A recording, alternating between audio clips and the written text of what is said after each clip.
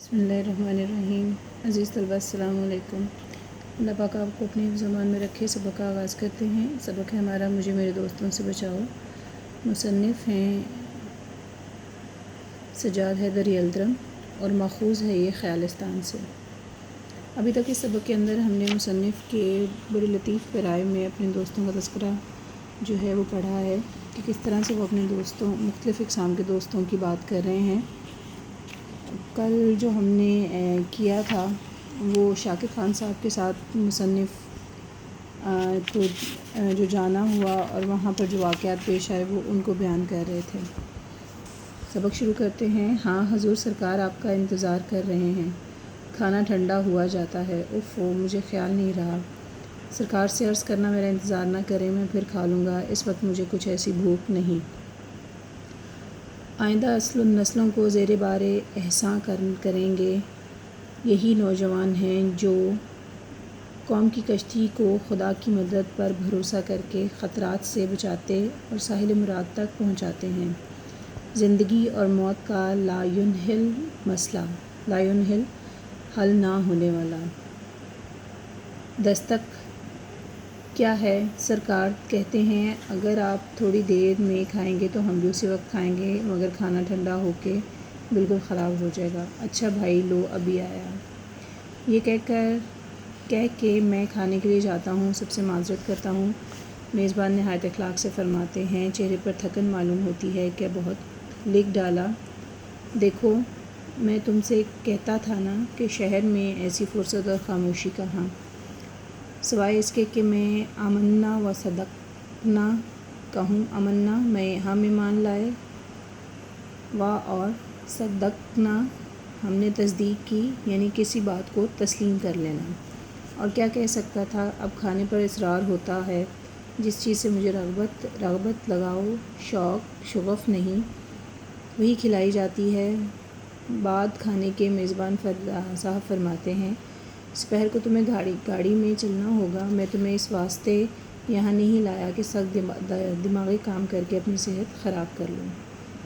यानी मुसन्निफ़ जब दोबारा लिखने के लिए बैठते हैं तो अभी वो लिखना शुरू ही करते हैं कि दरवाज़े पर जो है होने वाली दस्तक उन्हें फिर एक दफ़ा से जो है वो डिस्टर्ब कर देती है और उनके ख़यालात का तसलसल एक बार फिर टूट जाता है। जाना नहीं चाहते लेकिन मजबूरन आते हैं और हर वो चीज़ खाते हैं जो उनके मिजाज और उनकी मंशा के ख़िलाफ़ होती है, लेकिन चूँकि मेज़बान का इसरार होता है इसलिए खामोशी से खा लेते हैं। और फिर जब अपने कमरे में दोबारा जाना चाहते हैं ताकि अपना जो है नामुकम्मल काम मुकम्मल कर सकें, तो फिर मेज़बान ये कहते हैं कि तुमने तो पहले ही बहुत लिख लिया हुआ है, अब अपनी सेहत को क्यों ख़राब करते हो। अब जो है वो ऐसा है कि हमने जो है दोपहर को कहीं जाने का प्रोग्राम बनाया है और आप यकीनन हमारे साथ जाएंगे और इस तरह से आपकी हवा बदली भी हो जाएगी और जहन फिर से तरोताज़ा हो जाएगा। ये ना हो कि इतना काम करते करते आप अपनी सेहत तबाह कर लें। वापस कमरे में आकर थोड़ी देर इस गर्ज से लेटता हूँ कि ख़यालात जमा कर लूँ और फिर लिखना शुरू कर दूँ, मगर अब ख़यालात कहाँ। मज़मून उठाकर देखता हूँ ज़िंदगी और मौत का लायुनहिल मसला। इसके मुतल्लिक़ क्या लिखने वाला था? इन अल्फाज के बाद कौन से अल्फाज दिमाग में थे?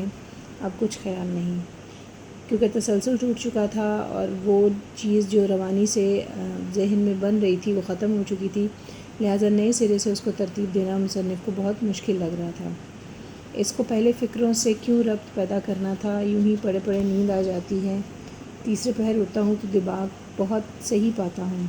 ज़िंदगी और मौत का लायुनहिल मसला बिल्कुल हल हो जाता है। पूरा फ़िक्रा आईने की तरह साफ़ नज़र आता है। आईने की तरह साफ़ यानी बिल्कुल वाज़े शफ़ाफ़। मैं खुशी खुशी उठकर मेज़ पर गया और लिखना चाहता था कि फिर वही दस्तक। नौकर इतला देता है कि गाड़ी तैयार है, सरकार कपड़े पहने आपका इंतज़ार कर रहे हैं। मैं फ़ौरन नीचे जाता हूँ तो पहला फ़िक्रा जो मेज़बान साहब कहते हैं वो होता है आज तो दस्ते के दस्ते लिख डाले।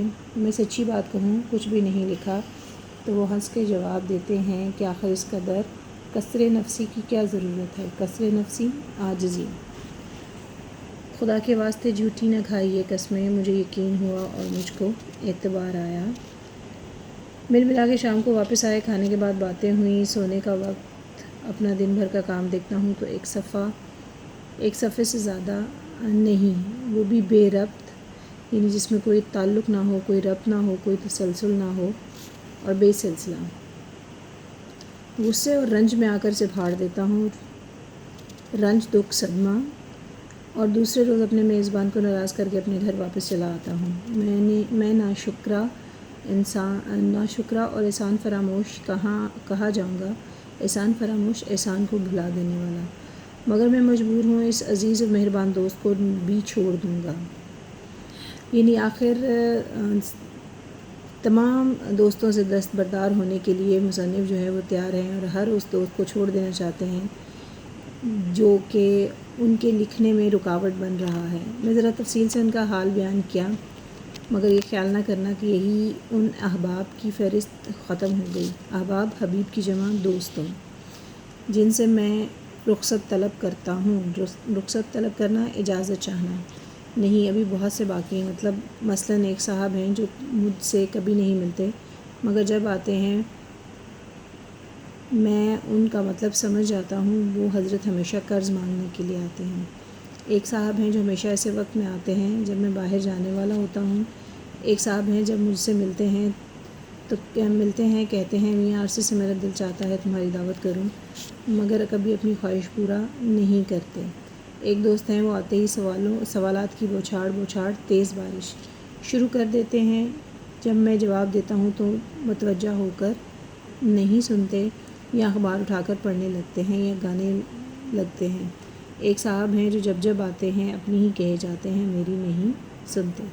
یعنی اس پیراگراف کے اندر مصنف نے مختصراً اپنے ان دوستوں کا ذکر کیا ہے جن کو تفصیلی طور پر تو وہ بیان نہیں کر پائے، لیکن مختلف طرح کے دوستوں کا ذکر کیا ہے کہ ایک صرف قرض مانگنے آتے ہیں، تو دوسرے ہمیشہ اس وقت آن وارد ہوتے ہیں جب مصنف کو کہیں جانا ہوتا ہے، تیسرے وہ ہیں جو کہتے ہیں کہ میں آپ کی دعوت کرنا چاہتا ہوں، لیکن وہ اپنی اس خواہش کو پورا نہیں کرتے، چوتھے وہ ہیں جو آتے ہیں تو سوالات کی بارش شروع کر دیتے ہیں، یعنی خود سوال پر سوال کرتے ہیں، اور جب مصنف ان سوالات کے جواب دینا چاہتے ہیں تو پھر ان کی طرف توجہ نہیں دیتے اور ان کا دھیان ادھر ادھر ہو جاتا ہے۔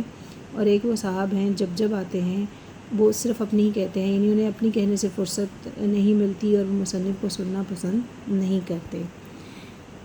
یہ سب میرے عنایت فرما اور خیر طلب ہیں، خیر طلب، بھلائی چاہنے والے، مگر اپنی طبیعت کا کیا کروں؟ صاف صاف کہتا ہوں، ان میں سے ہر ایک سے کہہ سکتا ہوں مجھ پہ احسان جو نہ کرتے تو یہ احسان ہوتا۔ عزیز طلبہ، اس پورے سبق کو پڑھنے کے بعد ہمیں اس لطیف پیرائے کا اندازہ ہوا جو کہ مصنف کا خاصہ ہے۔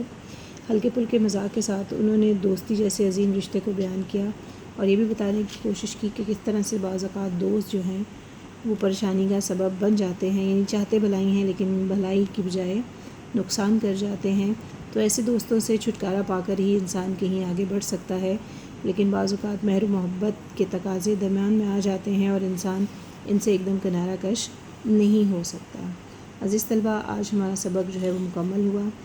انشاءاللہ کل مشق مکمل کریں گے۔ سبق اب تک پڑھائے گئے سبق کے اندر جو مشکل الفاظ تھے ان میں سے جو چند ایک رہ گئے تھے وہ اس صفحہ کے آخر میں موجود ہیں، جو آپ کو اس سبق کو سمجھنے میں مددگار ثابت ہوں گے۔ اپنا بہت خیال رکھیے گا۔ اللہ حافظ۔